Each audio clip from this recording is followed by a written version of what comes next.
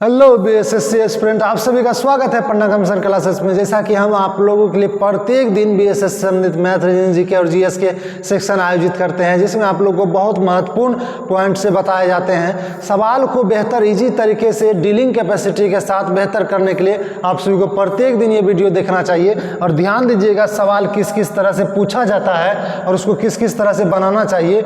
सवाल यहाँ पर बहुत ईजी रहते हैं, बस थोड़ा सा बेसिक कॉन्सेप्ट का ध्यान रखिएगा। दो संख्या दिया हुआ एक्स और वाई का एचसीएफ पर एलसीएम 4 और 48 है, तो एक्स वाई का मान मल्टीप्लाई। तो ध्यान दीजिएगा दो संख्या का गुणन बराबर एलसीएम गुना एचसीएफ होता है। तो एलसीएम कितना है आपका 48 है और एचसीएफ कितना है 4, दोनों का गुना कर दीजिएगा। 48 सौ के कितना हो जाएगा 192। कहाँ है? ऑप्शन नंबर ए में है। नेक्स्ट सवाल ध्यान दीजिएगा जल्दी से। 48, 108 और 140 का मोसो क्या होगा?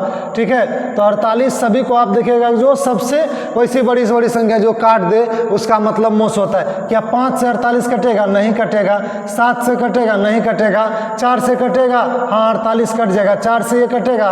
4 दूना 8 और 4 से 23 कट जाएगा। 4 तिया 12, 4 5, यानी आपका आंसर क्या हो जाएगा? 4 हो जाएगा। जल्दी से देखिएगा, इसका निकालने का बेसिक कॉन्सेप्ट भी है। ठीक है, आप इसको 48 को तोड़ भी सकते हैं, ठीक है, और उसके बाद भाग भी दे सकते हैं। ये आपका कॉमन जो आएगा वो आंसर निकल जाएगा। ठीक है, भाग से एचसीएफ आप सभी को आता होगा। ठीक है, इसको निकाल करके जितना आएगा फिर उतना बार, जैसे 48 दोनों क्या हो जाएगा 96, 8 में 6 गया 2, 10 में हो गया 12, 12 से 48 कितना बार में ये कट जाएगा 4 बार में, यानी कि ये कट गया। ठीक है, तो 12 हुआ। 12 को फिर भगा 140 देंगे, तो 12 से 11 बार में खाएगा 12, 11, 132, 8, फिर 12 हो जाएगा एक बार में 8, 4 बचा, फिर 8 को देंगे तो 2 बार में 8 कट गया ना, तो कितना हो गया आपका 4 आया, यानी 4 आंसर। नेक्स्ट सवाल है, जरा देखेंगे क्या है सवाल। 20 पुस्तकों क्रय मूल्य x पुस्तकों के विक्रय मूल्य के बराबर है, तो इसका फॉर्म होता है क्रय मूल्य घटा विक्रय मूल्य बटे विक्रय मूल्य गुना 100 बराबर प्रतिशत लाभ। अब जरा बताइएगा क्रय मूल्य कितना है 20 घटा विक्रय मूल्य x बटे x गुना 100 बराबर प्रतिशत लाभ कितना है 25।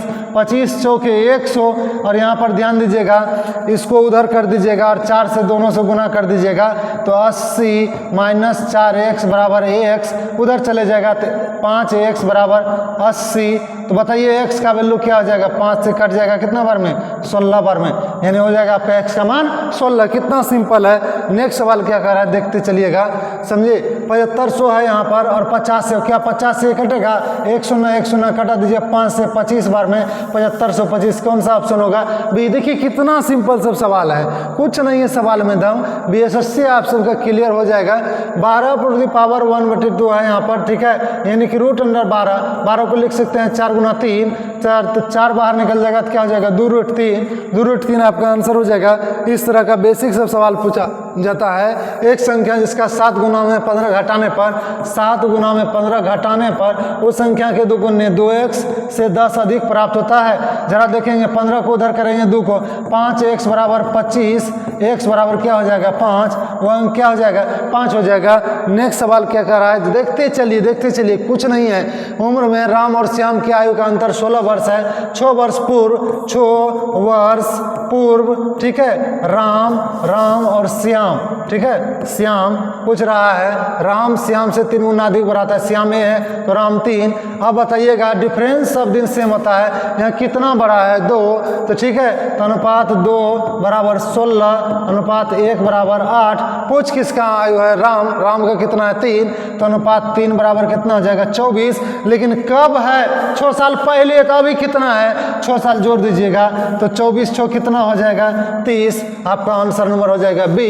देखिए सिंपल सब सवाल है, कुछ नहीं करना है, ज़्यादा हल्का सा इसमें दिमाग लगाना है, बेसिक कॉन्सेप्ट के जरिए से सभी बन जाएगा। ए और बी एक कार्य को तो ए प्लस बी कितना दिन में करता है? 4 दिन में। ए अकेले इस काम को कितना दिन में करता है? 12 दिन में। अच्छा चलिए इसका अपोजिट कर दीजिएगा, यहाँ 12 ये 4, क्योंकि क्या होता है समय का उल्टा क्या होता है? क्षमता। दोनों का क्षमता निकाल लेंगे तो 4 तिया 12, 4 एका 4। अब इसको गुना करिए 4 तिया 12 12, 12 का 12। अब a प्लस बी में a घटा देंगे तो a घट जाएगा, बचेगा क्या b, तो 3 में 1 घटाइए 2, 2 को 12 पुराने के लिए किससे गुना करेंगे, 6 से गुना करेंगे, ठीक है। तो 6 आपका कहाँ हो जाएगा, ऑप्शन नंबर सी हो जाएगा। देखिए नेक्स्ट सवाल क्या कह रहा है, देखते चलिए, कुछ नहीं है। 5/6, 7/8, 11/8, 3/10 में लघुत्तम अंक क्या है, सबसे छोटा।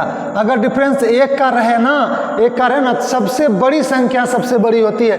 यहाँ पर डिफरेंस एक का नहीं है, सभी में एक का रहे, 2 का रहे, सेम डिफरेंस रहे अंश और हर के बीच, तो सबसे बड़ा वाला संख्या सबसे बड़ा और सबसे छोटा वाला संख्या सबसे छोटा। मगर यहाँ पर सभी में एक का है, मगर इसमें नहीं है, तो इसमें सबसे बड़ा कौन सा हो जाएगा, ये सबसे छोटा कौन सा हो जाएगा, ये। तो 5/6 और 3/10 में आप पता कीजिए, और 3/10 में पता कीजिए सबसे छोटा कौन सा है, क्योंकि लघुत्तम बोल रहा है, तो इसको कोना कोनी गुना कर दीजिए। 10×5 = 50, छोटी 18, तो 18 हो गया, यानी छोटा 3/10, आपका ऑप्शन नंबर डी हो जाएगा। नेक्स्ट सवाल देखते चलिए, कुछ नहीं है सवाल में दम, ठीक है। 2 बालिग और 2 बच्चों के लिए एक संग्रहालय टिकट की कीमत 24 रुपये। 2 बालिग है, ठीक है, और प्लस 2 बच्चे हैं, ठीक है, कुल कीमत कितना है, 24। यदि एक बच्चे का टिकट का मूल्य बालिग के टिकट का मूल्य का आधा हो, ठीक है, अगर हम इसमें बालिग दे देते हैं x, तो बच्चा का टिकट का मूल्य कितना हो जाएगा, x/2, x/2। तो जरा ध्यान दीजिएगा, 2 से 2 कट जाएगा, 2 1 3, x बराबर 24, x बराबर कितना हो जाएगा, 8। तो पूछ क्या रहा है, बालिग के टिकट का मूल्य कितना हो जाएगा, 8। ये आपका ऑप्शन नंबर ए हो जाएगा। नेक्स्ट सवाल देखते चलिए, कुछ नहीं है सवाल में। 2 भिन्न के मोसो HCF और LCM में क्या सही है। HCF ध्यान दीजिएगा, 2 भिन्न मतलब कि 2 भिन्न या भिन्न बोल सकते हैं इसमें, ठीक है। भिन्नों का मोसो बराबर, ठीक है, अंश का मोसो बटे हर का लोसो, ये होता है, ठीक है। और अगर भिन्नों का लोसो क्या हो जाता है, लोसो बराबर अंश का लोसो बटे हर का मोसो। ये 2 चीज़ों में आप जरूर देख रहे हैं उल्टा हो रहा है। लोसो ले रहे हैं तो ऊपर में लोसो नीचे मोसो, और मोसो ले रहे हैं तो ऊपर में मोसो नीचे लोसो। तब बताइए कौन सा आंसर सही होगा। HCF ऊपर में है तो ऊपर में HCF, नीचे LCM। आपका ऑप्शन नंबर ए सही हो जाएगा। देखिए नेक्स्ट सवाल क्या कर रहा है, देखते चलिए, कुछ नहीं करना है। अगर एक घड़ी के चेहरे 3 बराबर भागों में बांट दिया जाए, कोई भी घड़ी है और उसको अगर 3 बराबर भागों में बांट दिया जाए, तो क्या हो जाएगा, यदि हर भाग के अंकों का योग बराबर हो, यानी इसका भी बराबर, इसका भी बराबर, इसका भी बराबर, सबको जोड़ेंगे तो घड़ी में कुल कितने अंक तक शो होते हैं, 1 से 12, 1 2 3 ... 12 तक का योग निकाल लीजिए ना, योग निकाल लीजिएगा। तो जब आपको प्राकृत संख्या का योग क्या होता है, प्राकृत संख्या का योग होता है n × n + 1/2। अब यहाँ पर ध्यान दीजिएगा, n कितना है, 12 × 13/2, ठीक है। 2 छाके 12, 13 छाके 78 हो जाएगा टोटल का जोड़। तो 3 पार्ट में बांटना है, तो 3 से क्या हो जाएगा, 26, तो हो जाएगा आपका ऑप्शन नंबर बी।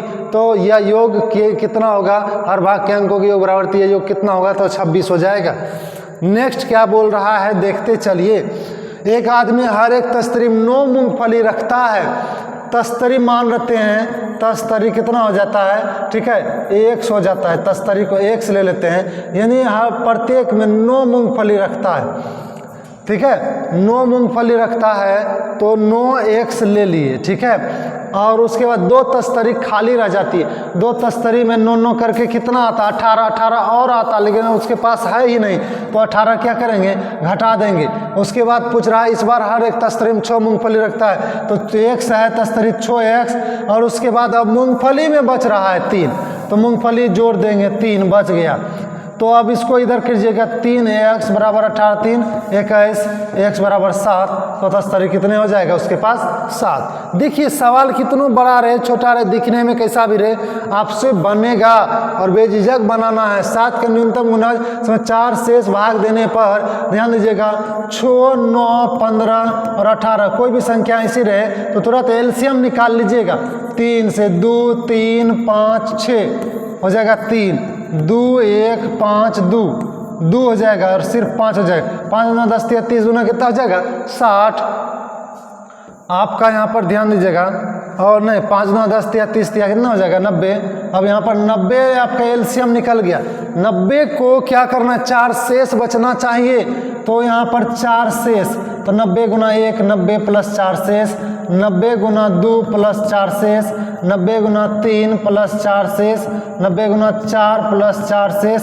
ये करते जाना है आपको, लेकिन क्या करने के लिए ये कर रहे हैं, तो 7 से कटना चाहिए।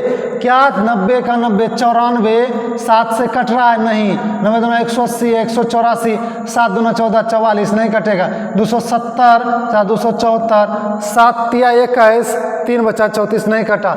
9 जोग 36 364, 7 पचे 35 और 7 दूनी 14 कट गया।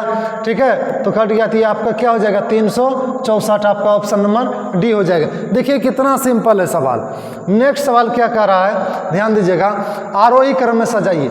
ऐसे वाले सभी फॉर्मेट जब भी रहेंगे तो उसको क्या करना है, इसके पावर को 1 कर दीजिएगा।